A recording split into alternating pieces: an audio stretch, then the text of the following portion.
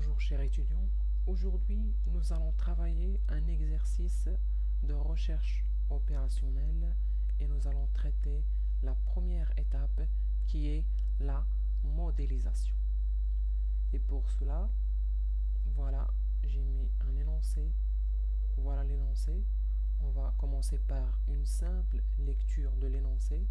On a une entreprise qui prépare 3 boîtes de fruits frais. Une boîte de luxe, une boîte spéciale et une boîte ordinaire.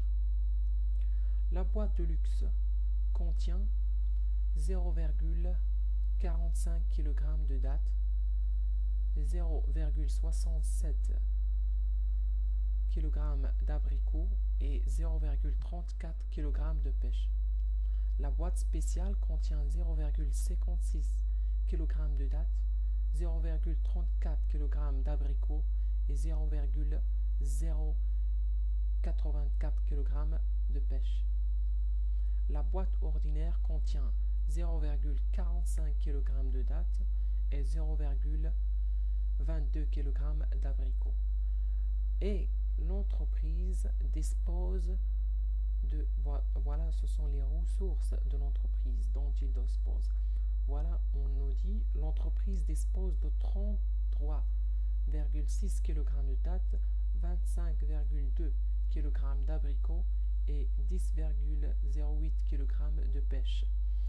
Les profits sur chaque boîte de luxe, spéciale et ordinaire sont respectivement 3 dirhams, 2 dirhams et 1 dirham 50. Il nous demande de donner le modèle mathématique qui permet de maximiser le profit de cette entreprise. D'accord? Maintenant, ce que je vais faire, c'est essayer de résumer tous ces données-là sous forme de tableau pour me faciliter le travail. D'accord?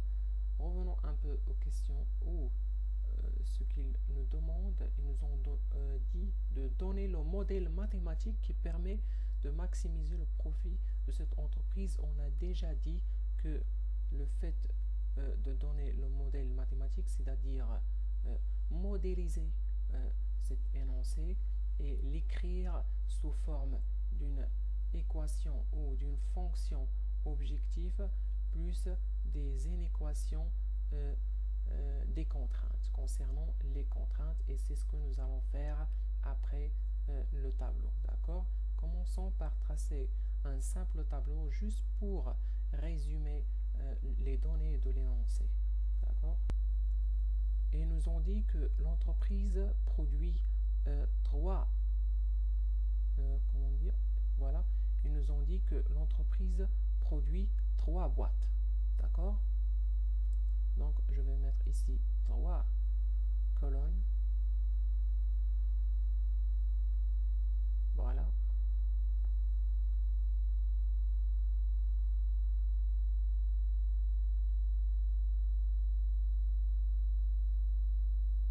Une boîte de luxe, spéciale et ordinaire. Une boîte de luxe, spéciale et ordinaire. D'accord? Et chaque boîte contient des dattes, des abricots et des pêches. D'accord? Donc, je vais mettre ici des dattes. Je m'excuse.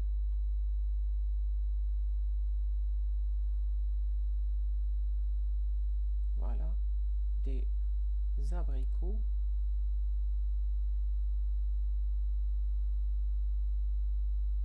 et les pêches.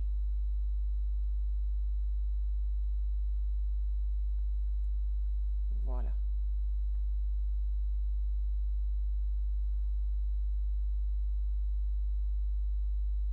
Voilà, maintenant on a dit que l'entreprise produit 3 boîtes, une boîte de luxe, boîte spéciale et des boîtes ordinaires. Et chaque boîte contient des dattes, des abricots, des pêches. D'accord? D'autres informations, on a des informations concernant les ressources dont l'entreprise dispose. D'accord? Les ressources sont généralement des contraintes. Ce sont des quantités dont l'entreprise ne peut pas dépasser. Donc ce sont des contraintes. D'accord? Voilà la colonne des contraintes. Quoi encore, on a l'entreprise nous donne les profits, d'accord, sur chaque boîte, qui sont respectivement 3 dirhams, 2 dirhams et 1 dirham 50. D'accord? Nous devons les mettre aussi. Voilà, une ligne pour les profits. D'accord? Maintenant, on va remplir ce tableau. D'accord? Commençons par la boîte de luxe. Une boîte de luxe, ils nous ont dit qu'il contient 0,45 kg de dattes, 0,67 d'abricots et 0,34 kg de pêche. D'accord? On va mettre tous ces données ici. La boîte de luxe contient 0,45 kg de dattes, 0,67 kg d'abricots et 0,34 de pêche. D'accord? Autre information, le profit généré par cette boîte est de 3 dirhams. D'accord? Donc on va mettre ici 3 dirhams. Maintenant, voyons voir la boîte spéciale. La boîte spéciale contient 0,56 kg de dattes, 0,34 kg d'abricots et 0,084 kg de pêche. D'accord? Nous allons mentionner tous ces éléments-là. 0,56 kg de dattes, 0,34 kg d'abricots et 0,084 de pêche. Quoi encore, le profit généré par la boîte spéciale est de 2 dirhams. Voilà, 2 dirhams. Concernant la boîte ordinaire, il contient 0,45 kg de dattes et 0,22 kg d'abricots. D'accord? On va mettre ici 0,45 kg de dattes, 0,22 kg d'abricots et 0 kg de pêche. D'accord? Au profit généré par cette boîte est de 1 dirham 50. 1 dirham 50. 1,5 dirham. D'accord? Maintenant, les contraintes. Les contraintes, ce sont les ressources qu'il ne faut pas que l'entreprise dépasse. C'est pas le fait de ne pas les dépasser, mais elle n'a pas plus que ça pour les dépasser. D'accord? L'entreprise, elle dispose de 33,6 kg de dattes, d'accord, qu'il ne faut pas dépasser, 33,6 kg de dattes, et 25,2 kg d'abricots, 25,2 d'abricots, quoi encore, et 10,08 kg de pêche. D'accord? 10,08. Voilà, ce sont les contraintes ou les ressources dont l'entreprise dispose. D'accord? Maintenant, on a fait comme un genre de résumé pour toutes les données de l'énoncé. D'accord? Maintenant, nous devons nous poser la question, c'est qu'est-ce qu'on cherche? D'accord? Toujours se poser la question, qu'est-ce qu'on cherche? Voilà, ils nous ont donné un énoncé, on a fait le résumé de l'énoncé, mais qu'est-ce qu'on cherche? D'accord? On sait bien que la modélisation n'est qu'une étape, d'accord, d'une résolution d'un problème. D'accord? Maintenant, qu'est-ce qu'on cherche? Ce qu'on cherche, c'est combien cette entreprise doit produire de boîtes de luxe, combien elle doit produire de boîtes de luxe et de boîtes spéciales et de boîtes ordinaires pour maximiser son profit. Combien il doit produire, d'accord? Pour utiliser la majorité de ses ressources et de générer le profit le maximum, d'accord? Le maximum de son profit, d'accord? C'est ce qu'on généralement on cherche par la recherche opérationnelle, donc le domaine de recherche opérationnelle. Et on va mettre comme inconnu, d'accord? On va faire comme ça, x1, le nombre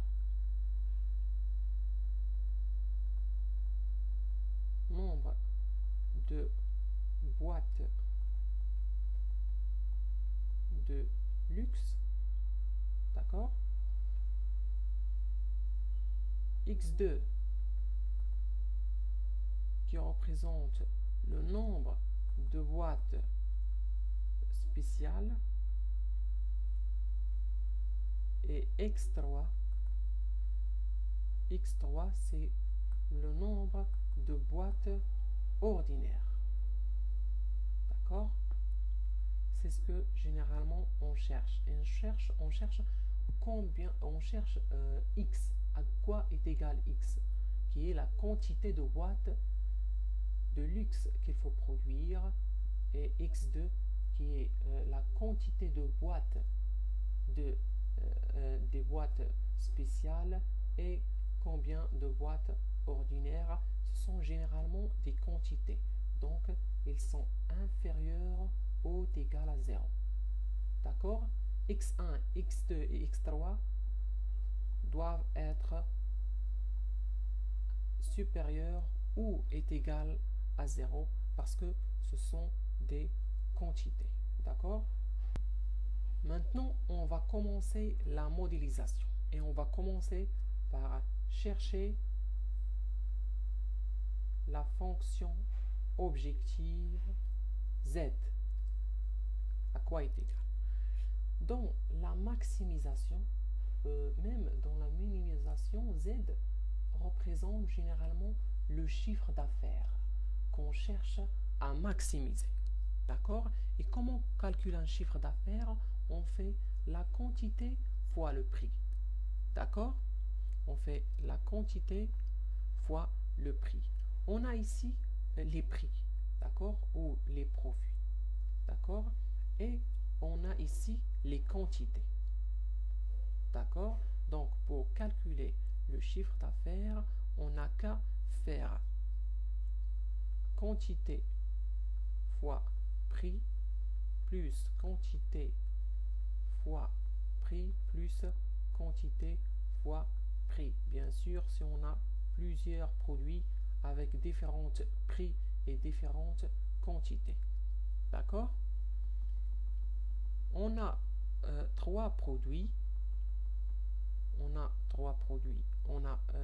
le luxe, des boîtes de luxe, des boîtes spéciales et des boîtes ordinaires. Donc, on a trois profits.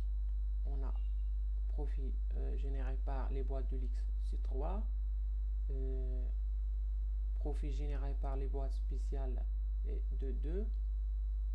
Plus profit ordinaire qui est de, je m'excuse, 1,50. D'accord? Fois leur quantité. Leur quantité, on ne le sait pas encore, mais on va mettre ici x1 qui est le nombre de boîtes de luxe, d'accord, qui génère un profit de 3, d'accord. Ici on va mettre x2 et ici on va mettre x3. Voilà, on a la fonction objectif, d'accord. Je vais l'écrire encore une fois.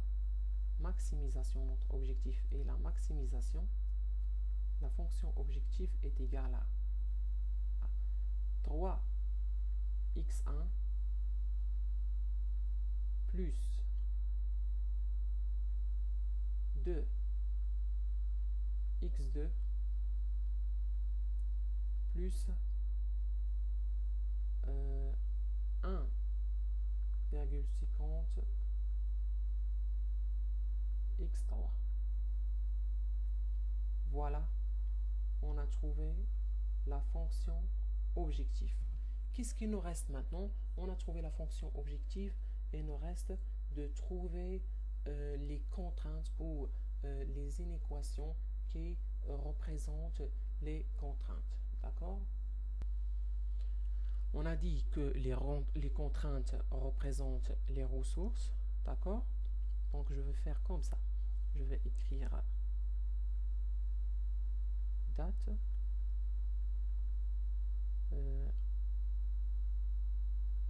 abricot, c'est pas la peine de et pêche. D'accord? Et je vais mettre comme ça. Je vais faire comme ça et je vais commencer à mettre les inéquations. Ce que vous pouvez faire pour ne pas tout confondre, d'accord? Vous allez mettre ici x1, ici x2, ici x3. D'accord? Et vous pouvez commencer à mettre comme ça, concernant les dates. Voilà, la ligne concernant les dates. 0,45 x1, la quantité des dates trouvées dans chaque boîte de luxe x1, d'accord, plus la quantité de dates dans chaque boîte spéciale x2, plus la quantité de dates dans chaque boîte ordinaire x3, qui doivent être inférieurs et ne doivent pas dépasser les ressources dont ils disposent, dont l'entreprise dispose, qui sont de 33,6. D'accord? Il ne faut pas dépasser, voilà, ce sont les contraintes, il ne faut pas dépasser les ressources dont l'entreprise dispose. Il dispose d'une quantité de 33,6. D'accord? Concernant les abricots, on va faire 0,67 qui est la quantité d'abricots disponible dans chaque boîte de luxe, plus 0,34 quantité d'abricots disponibles dans chaque boîte spéciale x2, plus 0,22 quantité d'abricots disponibles dans chaque boîte ordinaire, et le tout ne doit pas dépasser 25,2 qui est la quantité d'abricots dont l'entreprise dispose. D'accord? C'est pour ça pourquoi j'ai mis ou j'ai fait ce tableau, c'est pour nous faciliter le travail concernant les contraintes. D'accord? Parce que parfois c'est difficile à trouver, et si on commet une erreur ou si on fait une erreur ici, c'est tout l'exercice qui va être erroné. D'accord?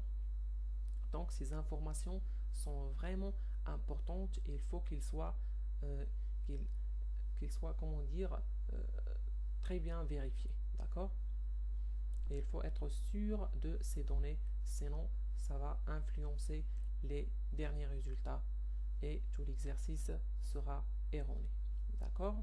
Concernant les pêches, on va mettre 0,34 qui est la quantité de pêche qui se trouve dans chaque boîte de luxe x1, d'accord, plus 0,084 qui est la quantité de pêche qui se trouve dans chaque boîte spéciale et on n'a rien de pêche.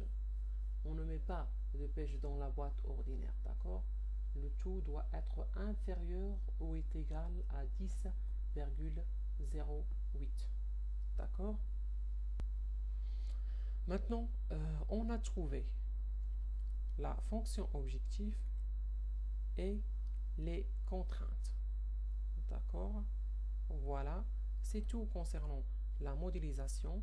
On trouve la fonction objectif et les contraintes. Après, on passe à l'étape de trouver à quoi est égal à x1, à quoi est égal à x2, à quoi est égal à x3. Et ça, on le trouve, ces données ou ces inconnus, on les trouve par différentes méthodes. D'accord? Ça dépend de situation, ça dépend de combien d'inconnus